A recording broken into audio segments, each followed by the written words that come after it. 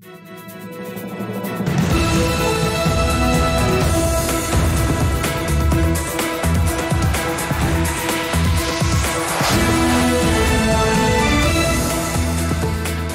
and good evening. This is TV7 Israel News broadcast to you from Jerusalem. And in today's top stories, tensions between Iran and Israel are seemingly on the rise as a travel advisory warns of an imminent Iranian threat against Israelis visiting Turkey. Defense Minister Benny Gantz proclaims in response to an Iranian uptick of threats that Israeli security forces always knew how to protect the state of Israel and its citizens. The United States intends to disregard the IAEA's warnings over Tehran's retaliatory measures. It will strike a fatal blow to the 2015 nuclear agreement within less than 3 to 4 weeks. Tensions between Iran and Israel are seemingly on the rise as repeated Iranian losses in an exchange of covert blows as part of the Israeli so-called campaign between the wars, have turned Tehran's ire into desperate efforts to settle a score by performing acts of terror against civilian Israeli targets abroad. Consequently, Jerusalem's National Security Council elevated its travel advisory for Turkey to the highest possible alert level amid coordinated efforts between the Turkish and Israeli intelligence agencies to frustrate an Iranian cell which managed to penetrate the city of Istanbul for the purpose of kidnapping or murdering Israeli civilians. בעקבות אירועי השבועות האחרונים בטורקיה ואחרי סדרה של ניסיונות לפיגועי טרור איראנים כלפי ישראלים שיצאו לנופש באיסטנבול, אנחנו קוראים לישראלים, אל תטוסו לאיסטנבול, ואם אין לכם צורך חיוני, אל תטוסו לטורקיה. אם אתם כבר עכשיו באיסטנבול, תחזרו לישראל בהקדם האפשרי. ארגוני הביטחון הישראלים, משרד החוץ, משרד ראש הממשלה, כולנו שותפים בשבועות האחרונים למאמץ אדיר שהציל חיי ישראלים. חלק מהם חזרו לארץ ומסתובבים בינינו בלי לדעת שחייהם ניצלו. אירועי הטרור האלה הם כלפי ישראלים שנסעו לחופש. הם בוחרים באופן אקראי אבל מכוון אזרחים ישראלים כדי לחטוף אותם או לרצוח אותם. זה יכול ליפול על כל אחד. זו סכנה אמיתית ומיידית. אם תכננתם טיסה לאיסטנבול, תבטלו. אין חופשה ששווה את החיים שלכם ואת החיים של היקרים לכם. Foreign Minister Lapid further acknowledged Turkey's efforts to protect Israelis vacationing on its territory and voiced hope that Iran's cynical use of Turkish territory against Israelis would be uprooted in the near future. תקשיבו להנחיות שאנחנו מוציאים, אנחנו מעדכנים את ההנחיות כל הזמן בהתאם להערכת המצב. אני מבקש להודות מפה לממשלת טורקיה על המאמץ שהם משקיעים להגנה על חיי אזרחים ישראלים. התיירות לטורקיה חשובה לשתי המדינות, אבל גם הם מבינים שיש סיכונים שאסור לקחת.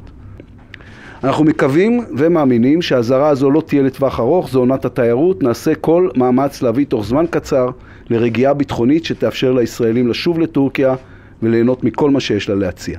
עד אז ההזרה בעינה עומדת, ואני קורא לכל מי שתכנן טיסה למצוא יעדים אחרים. It is important to explain that Tehran authorities are convinced that Jerusalem was behind the death of 2 Iranian scientists in the past month. According to Iranian sources who were quoted by the New York Times on condition of anonymity, the 2 Iranian victims of alleged poisoning were Ayub Entezari, an aeronautical engineer who worked for a military research center, and Kemran Agamolai, a geologist who worked at the nuclear reactor in Natanz. Both were found dead by Tehran's revolutionary forces. Moreover, another 2 Iranians, Ali Khamenei and Mohammed Abdus, identified members of the Islamic Revolutionary Guards who were reportedly involved in arms shipments to Hezbollah in Lebanon, were also found dead earlier this week. Meanwhile, apparently ashamed by the vulnerability of its operatives, a regime report classified both deaths as vehicular fatalities. Nevertheless, Iran International, a Saudi-funded network with links to the Iranian opposition, rejected the alleged cause of death of the 2 IRGC operatives as false. Regardless, the IRGC naturally blames Israel for the latest string of its operatives' fatalities, and while keen on revenge, Jerusalem has a clear message for Tehran. אני רוצה להעביר מפה גם מסר לאיראנים. מי שיפגע בישראלים לא ינקה. ידה הארוכה של ישראל תשיג אותו, לא משנה איפה הוא יהיה. Echoing the foreign minister's warning, Israeli Defense Minister Benny Gantz during a special ceremony honoring reserve soldiers who excelled in the line of duty, stressed the Israeli defense establishment's confident resolve in confronting the uptick of Iranian threats. כולנו גם רואים את התוקפנות הגוברת של איראן, ואנחנו אומרים שכוחות הביטחון תמיד ידעו להגן על מדינת ישראל ואזרחיה מול כל איום ולתת מענה לכל פגיעה בהם. כך היה וכך יהיה גם בעתיד. Jerusalem's top defense official continued by highlighting the Israeli defense establishment's relentless efforts to maintain the fitness of IDF reserve troops to ensure continuous preparedness, all the while deepening cooperation with the United States and Jerusalem's regional partners. המשימה הראשונה שלנו במערכת הביטחון היא להבטיח את כשירותכם כפי שעשינו לאורך השנים האחרונות והשנה האחרונה באימונים וכפי שעשינו באופן חסר תקדים בתרגיל האחרון וכפי שאני מניח ויודע שנמשיך לעשות גם בתקופה הקרובה.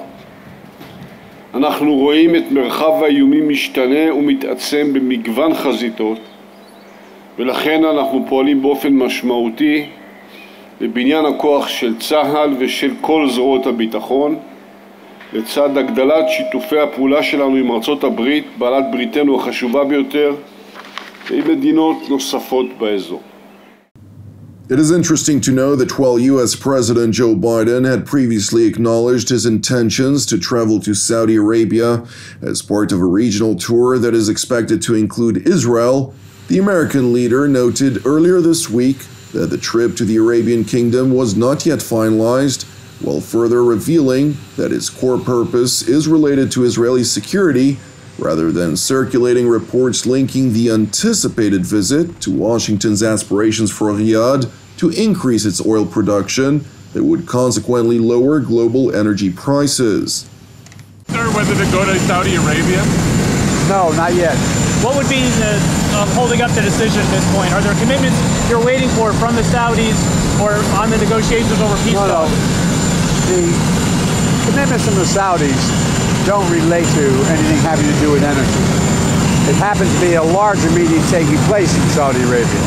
That's the reason I'm going. And it has to do with national security for them, for Israelis. I have a program, anyway. It has to do with much larger issues than having to do with the energy. U.S. State Department spokesman Ned Price addressed President Biden's looming trip to the Middle East during his last press briefing and cited that Washington-Riyadh engagements will continue so long as they serve American interests. Our engagements with countries around the world are predicated on the idea that these relationships need to serve American interests and to be consistent with American values. I think over the course of the past 16 months, we have been in a position to forge a relationship with Saudi Arabia that does that.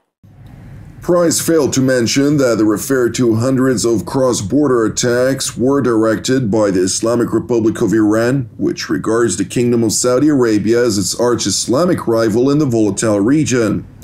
Separately, while IAEA Director General Rafael Mariano Grossi clearly warned that within 3 to 4 weeks, efforts to revive the 2015 nuclear agreement with Iran would sustain a fatal blow, the United States is poised on disregarding this warning altogether. Speaking aboard Air Force One, U.S. National Security Advisor Jake Sullivan noted, quote, "We see the issue of the IAEA compliance by Iran with its safeguards agreement, with its obligations at the NPT, and its negotiations with Grossi, particularly on the files that Grossi has expressed concerns about and that the board is speaking to today, as operating on one track. On another track is a negotiated resolution to Iran's nuclear program through a compliance for compliance return to the JCPOA." Biden's national security advisor further highlighted that from the administration's perspective, quote, "We have to view these on separate tracks, and that's how we're going to proceed. What actually happens in those negotiations is something we will see, but there is, in our view, a deal on the table that would effectuate a compliance-for-compliance return to the JCPOA without dealing with extraneous issues. That deal is available to Iran. They should take it. If they don't, that's on them. It is important to point out that since the IAEA Board of Governors adopted the resolution rebuking the Islamic Republic of Iran last week, Tehran's foreign exchange rates plunged to a historical low. Nevertheless, during a joint press briefing with visiting Venezuelan President Nicolás Maduro, Iranian President Ibrahim Raisi proclaimed the crippling international sanctions against his country to serve as an opportunity as Tehran and Caracas signed a 20-year cooperation agreement. تحریم‌ها و تهدیدها علیه ملت ایران در این 40 و چند ساله فراوان بوده، اما ملت ایران تصمیم گرفته که این تحریم‌ها رو برای خودش فرصتی قلمداد بکنه در جهت پیشرفت کشور. Thank you for watching TV7 Israel News. It is important for us to underscore that TV7 Israel is a donation-based ministry. Therefore, if you're blessed by our productions, please consider making a financial contribution that in turn will enable us to sustain our ongoing operations. Separately, I would like to encourage you, pray for our persecuted brothers and sisters worldwide, in addition to our unceasing prayers for the peace of Jerusalem and the salvation of Israel. I'm Jonathan Hassan wishing you an Erev Mevorach, and we will see you again tomorrow at the same time.